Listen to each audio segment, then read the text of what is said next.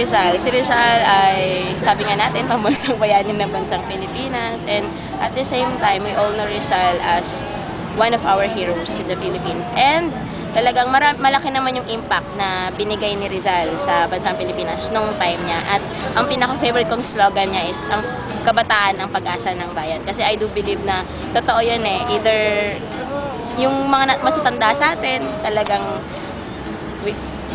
accepted na kukunin sila ni Lord at tayo yung susunod sa kanila, di ba? So, ang ganda nung pinakita ni Rizal na example bilang isang kabataan na talagang pinaglingkuran niya yung bayan, and at the same time, talagang binigay kung ano yung dapat na para sa bayan. And hindi naman ako masyado nationalistic ano lang, siguro sa akin kasi si Rizal ay example ng isang magandang kabataan. Wag lang yung pagiging babaero niya. Wag lang yung pagiging babaero niya, pero yung the character, the passion, the commitment na binigay niya sa bansang Pilipinas nung kapanahunan niya, yun siguro yung magpapatatak sa akin bilang isang Pinoy. And I'm proud of him because of that. Yun lang. Thank you po.